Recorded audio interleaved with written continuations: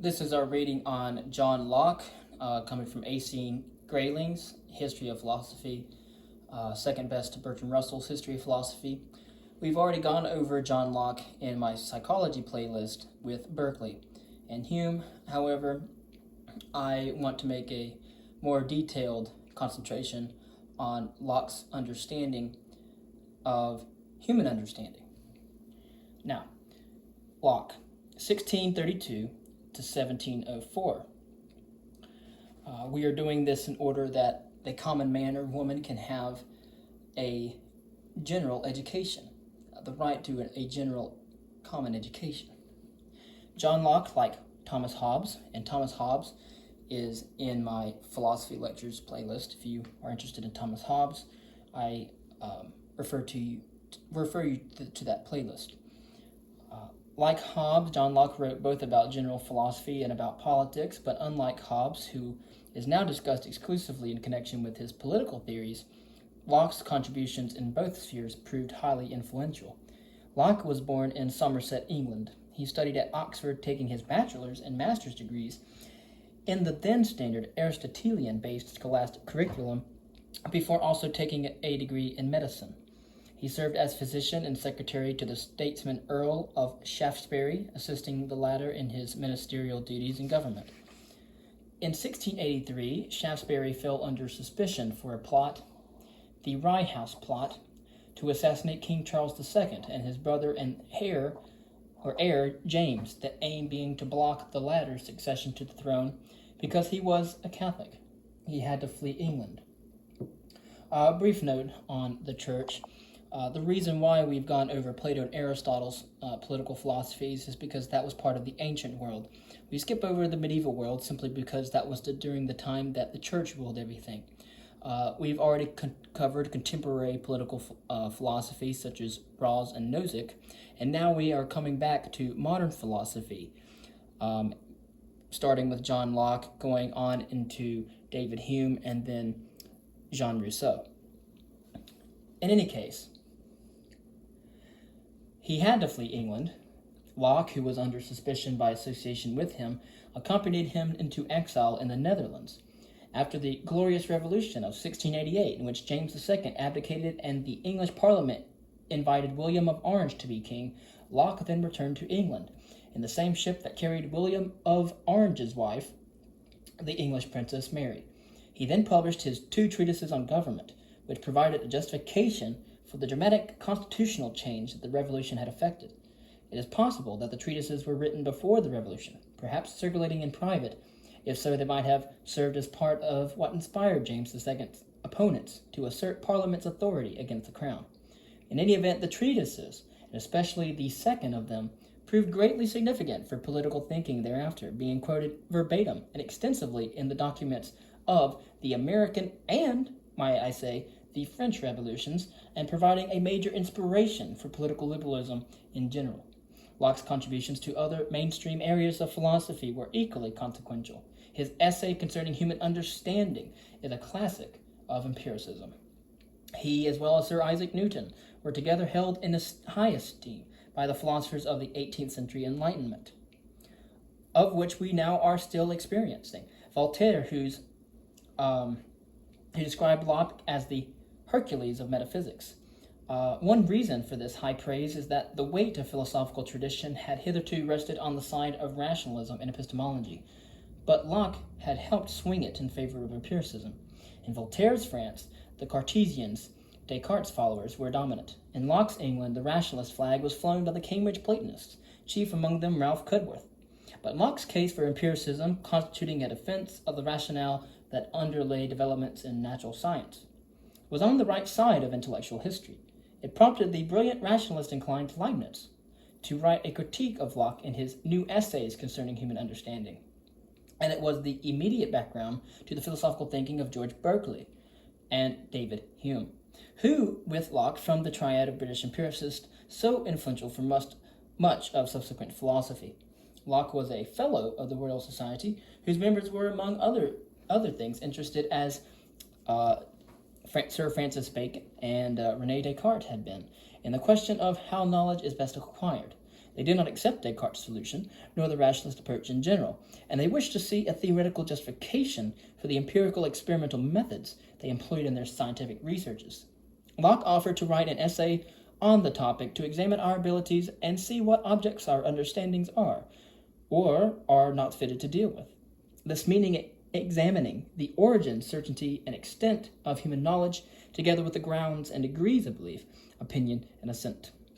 In the event, the task took him 20 years, partly because of his busy political life, but partly also because of the task's scope and difficulty.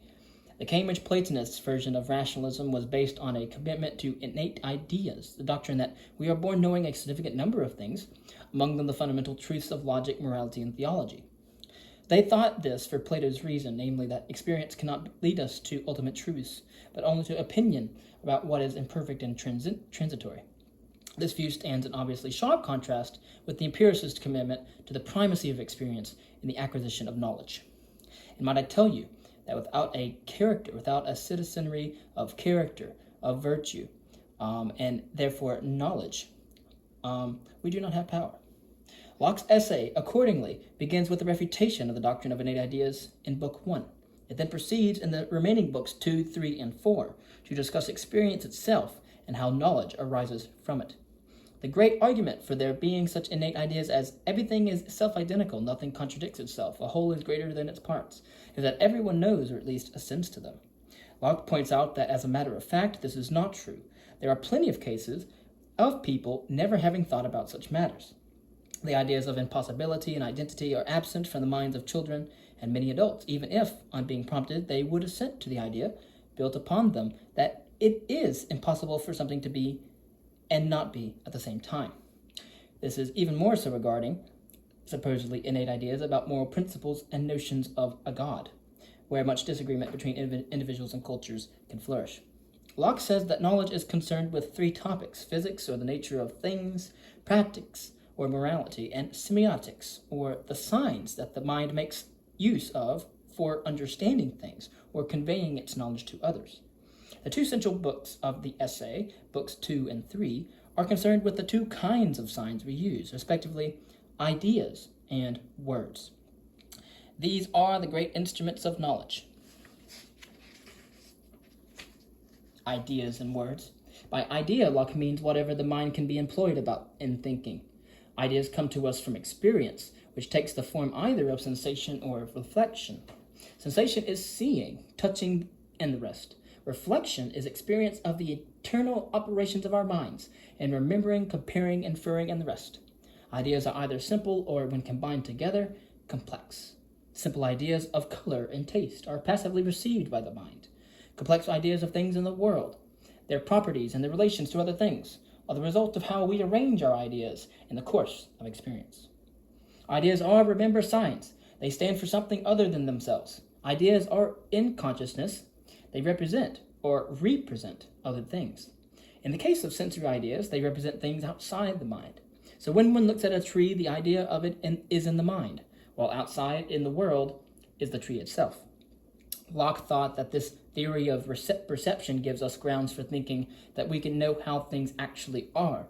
He distinguished between the primary qualities of things, which he said are the things themselves, so that our perception of them tells us what they are like, while the secondary qualities that things appear to have are the result of the way our sense organs interact with them. The primary qualities are extension, shape, motion or rest, number, and solidity. Physical objects always have them. If you chop up a piece of wood into smaller and smaller pieces, the pieces themselves will always have these properties. This is not the case with the secondary qualities, however. These are color, taste, sound, texture, and smell. Whereas primary qualities are in the objects, the latter are only in the objects as powers to cause us to have secondary quality experiences. If someone is not looking, the rose has no color. Not because looking as it causes it to have color, but because color is something perceived in the mind as a result of the way that light reflects from the rose and how it interacts with our eyes, stimulating messages to pass via the optic nerves to the brain. One can see that Locke's theory of perception is causal, exactly as we ordinarily take it to be. Objects outside us cause us to have ideas in consciousness that represent them. But however much this might seem to be a commonsensical view, it creates a difficulty.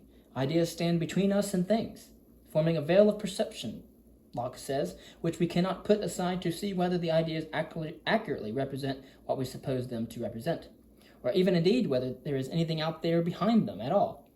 Remember Descartes. We might have the idea of a tree when we dream, but that idea is not representing to us an actual tree.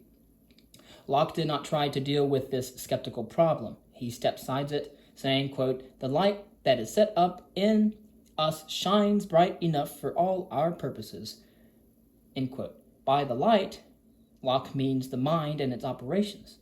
This was not regarded as good enough by many of his successors in philosophy, such as George Berkeley, who most immediately among them, as we shall see, who recognized that the skeptical problems still awaited solution. Words are also science. They stand for ideas. Moreover, they stand not only for particular ideas of individual things, but for general ideas. For example, not just for a particular idea of some individual dog, but for the kind of thing to which the term dog generally implies. Indeed, most of our words are general terms, and knowledge is conversance with the general ideas they denote. This has to be so because we cannot have a different individual name for every single thing in the world. Knowledge would be impossible if we did that.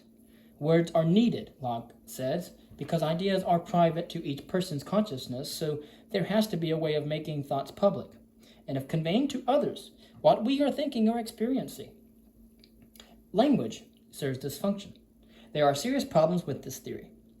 The main one is that if words denote ideas and ideas are private, how can I know that the same words raise the same ideas in others' minds as well as mine? How can I even know that their experience is the same as mine when we both use the word red? That what I see is red, they do not see as what I call green. So in the second edition of the essay, Locke introduced a topic which proved a significant interest in the subsequent philosophy, the question of personal identity. What makes me the same person over time despite all the differences made to my appearance and character by the passage of years? In Locke's day and for centuries beforehand, it was assumed that we each have an immortal soul which remains invariant through the merely accidental and relatively unimportant changes that happen to our bodies and circumstances, and which, on the Christian view, and most other religious views for that matter, survives bodily death. And accordingly, it was thought that it is the soul, not the body, that carries personhood. This implies that a person and a human being are not the same thing, a view that Locke accepts. Indeed, the concept of a person is a forensic concept. It is the concept of a rational being responsible for what he or she does in morality and law. As it suggests, babies are not yet persons, and an elderly individual suffering from dementia, for example, might have ceased to be one. Corporations are regarded as persons in law, having rights and responsibilities pertained thereunto. Given this, what constitutes the identity of a person over time? This is actually harder to answer than the question, what constitutes the identity of a body? A stone, a tree, a human body, over time. For here one can simply point to the spatio-temporal continuity of the physical organization of the thing, even from an acorn to a mighty oak tree. Locke answers what that personal identity consists in: consciousness being the same person over time. This consciousness is constituted by self-awareness, memory, and a special self-regarding interest in the future. Locke introduced the word consciousness into the English language by his theory. This view outraged churchmen because it set aside reference to immortal souls. Locke had a long-running battle with a cleric called Bishop Stillingfleet on this question, and it was criticized by other philosophers because it seemed to get matters the wrong way around. It made memory the basis of identity, whereas in fact personal identity is the basis of memory. How can this memory be my memory if I am not the same person who had the experience that originated the memory? It also has the unintuitive result that personal identity is not continuous. An old major general might remember being a heroic young officer in battle, and the young officer might remember stealing apples from an orchard when he was a little boy. But the major general might not remember stealing apples. Is he therefore not the same person as the boy? On Locke's view, the answer is that he is not the same person because he is not aware of being the same person. But think of matters this way. Suppose I borrow some money from you. and later you come to ask for it back. If I said that I am not the same person who borrowed it because I cannot remember doing so, you would definitely not be amused. So in his final book of the essay, Locke gives his account of the nature of knowledge. He says that it consists in the perception of the connection and agreement, or disagreement and repugnancy of any of our ideas, and this alone it consists. When the connection or disagreement among ideas is immediately obvious, Locke calls it intuitive knowledge. When reasoning is required to see the connection or opposition, he calls it demonstrative knowledge. A rational person would not object to this definition, and it does not yet count as a defense of empirical knowledge. Surprisingly, Locke here fudges. He writes, quote, "There is indeed another perception of the mind employed about the particular existence of finite beings outside us, which, going beyond bare probability and not reaching perfectly to either of the foregoing degrees of certainty, passes under the name of knowledge." End quote. This is empirical knowledge. It is not certain. Indeed, he here passingly acknowledges the skeptical difficulty, but it, quote, "goes beyond bare probability," end quote, because of its source in sense perception. He calls it sensitive knowledge. Locke's theory is almost exactly what we commonly think about empirical knowledge. It rises in us because of the causal interactions between the world and our sense organs. It is defeasible, that is, we accept that we can be wrong at times, for we make perceptual misjudgments and other kinds of errors. But generally, perception is a mainly reliable source of information about a world beyond our heads. In science, our perceptual capacities are extended and enhanced by instruments, microscopes, telescopes, oscilloscopes, large hadron colliders in our modern day, and our intellectual capacities are enhanced by mathematical techniques and other kinds of instruments, such as the computer. But together, these are all part of the equipment of empirical inquiry. Locke is right to say that for all practical purposes, this picture is a compelling one and powerfully justified by the results of his application. But in philosophy, the urge remains to see whether the obvious skeptical challenges, even to this compelling picture, can be met. That urge is what prompts the efforts made in epistemology. The political philosophy of Locke is arguably his greatest contribution, not only because it represents a philosophical advance in itself, but because of its practical impact on the world in the following centuries. England's glorious revolution of 1688 established two linked points: the sovereignty of Parliament and the rejection of the doctrine of the divine right of kings. By putting a crown on the head of William of Orange on his own terms, Parliament had achieved a new and permanent constitutional settlement. Control of national finances and the armed forces lay with Parliament, and with those two things lay everything else. Only Parliament could vote money to the government. Settlement also and crucially secured the independence of the judiciary and a right to petition, two bulwarks of a free society. Locke described his aim in his political writings as justifying William of Orange's possession of the throne, quote, "to make good his title in the consent of the people," end quote, by people meaning, quote, "as represented by Parliament," thereby vaguely seeming to denote the whole nation, the vagueness doubtless being intentional, given that the franchise for elections to Parliament was anything but democratic. The text became an instant classic, in which Locke sets out the justification for the Glorious Revolution in his second treatise of government. The first treatise consists in an extensive refutation of Sir Robert Filmer's defense of the doctrine of divine right in his Patriarcha. One of the significant aspects of Locke's theory is its disagreement with a more powerful theory than Filmer's, the view of sovereignty put forward by Hobbes. Locke did not write directly about Hobbes because the latter's name was off limits. He was believed during that time to be an atheist, and atheism was regarded with suspicion, if not indeed horror, at the time.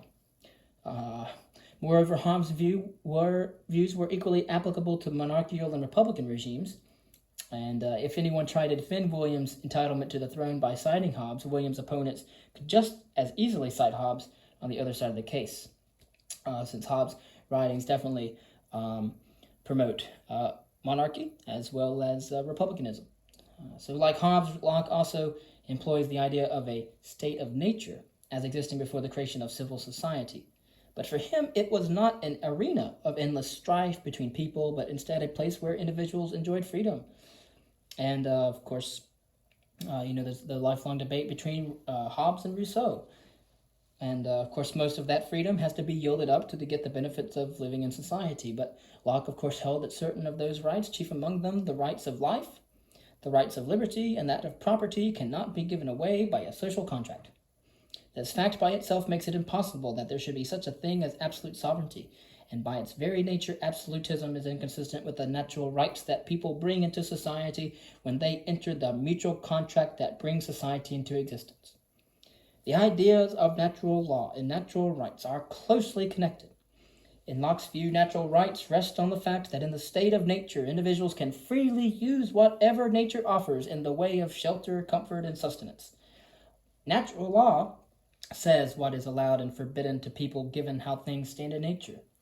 Quote, all men are naturally in a state of perfect freedom to order their actions and dispose of their possessions, and persons as they think fit, within the bounds of the laws of nature, without asking leave or depending upon the will of any other man. End quote. Locke's alternative way of describing this state of affairs is to say, quote, in the beginning all the world was America. This is because everyone is equal in the state of nature. No one has greater status or more rights than anyone else, and no one is in a position to dictate to others how they should live. He thus rejects Filmer's claim that a hierarchy of higher and lower among men was introduced in the Bible. Who in the Bible God granted lordship of the male, Adam the first, over his companion Eve the female, and then over his sons, and thence over all humankind. So we see this dominance hierarchy within early ancient religious writings, where men were more important than women, and women were seen as only imperfect males in that ancient world. They were not given the same rights as men. The importance of Locke's argument on this point is that it asserts that each person has a right to self-preservation, and therefore a correlative obligation to each other person to respect his or her right to self-preservation, and indeed to be actively concerned for the welfare of others in this respect. The obligation thus entailed goes beyond refraining from doing harm to others, but requires acting to protect them from harm and punishing those who do harm. Locke points out that in the state of nature it is difficult to ensure the proper protection of these rights and the exercise of these correlative obligations. He calls this the inconvenience of the state of nature. But to set up an absolute sovereign to enforce both would, he says, be worse than this inconvenience, because nothing would stop such a sovereign from preying on its subjects and even making war on them. It is therefore wrong in principle for people to yield their rights to an absolute ruler. To do so not only forfeits the right to self-preservation, but makes them unable to carry out their associated duties to others. Locke's point about civil society is very persuasive. It offers protection to individuals' lives, liberty, and property. It is based on laws that everyone can know, with independent judges to apply them, and agreed structures to enforce them. An arrangement of this kind resolves difficulties about how such rights and obligations are to be exercised in a proper sense. He also says, having in the state of nature no arbitrary power over the life, liberty, and possession of another, but only so much as the law of nature gave him for the preservation of himself and the rest of mankind. This is all he does, or can give up to the commonwealth, and by it to the legislative power, so that the legislative can have no more than this. Their power is, in the utmost bounds of it, limited to the public good of the society. End quote. If a good government behaves in ways that run contrary to the public good of society, it thereby dissolves itself. Locke's term, because it makes itself illegitimate. This is what happened in the case of James II. His legitimacy dissolved itself when he acted in ways contrary to the interest of his subjects. Indeed, Locke's point is stronger yet. If an illegitimate government tries to stay in power, the people have not merely the right, but the duty to overthrow it. In these kinds of ideas, Locke introduced the concept that power is a trusteeship. It is held by the consent of those on whose behalf the power is exercised. He says, who shall be judge, whether the prince or legislative act contrary to their trust? Locke asked, and he answered in a passage which has been key to the subsequent development of democratic ideas. Quote, the people shall be judge. For who shall be judge whether the trustee or deputy acts well, and according to the trust reposed in him, but he who deputes him, and must by having deputed him have still a power to discard him, when he fails in his trust. End quote. Locke's views are regarded as the starting point for political liberalism. Not in the pejorative sense employed by the American political right wing, for whom liberal is a surrogate for socialist, both terms of malediction in their lexicon. They seem distinctively modern. He was not the first to formulate such ideas. The debate about constitutional matters during the Civil War in England in the 1640s had advanced and canvassed similar ideas, sometimes considerably more radical. Indeed, his views incorporate much older traces, such as the Renaissance view that things were vastly better in older times, with history being a long declension from a more perfect arrangements in antiquity. The very idea of a state of nature in which people had lived in perfect freedom, to use Locke's phrase, is a giveaway of this attitude, but the manner in which he encapsulates them has given them their enduring status in political debate since, and explains why they have exerted such influence on the leaders of our American and French revolutions. Thank you.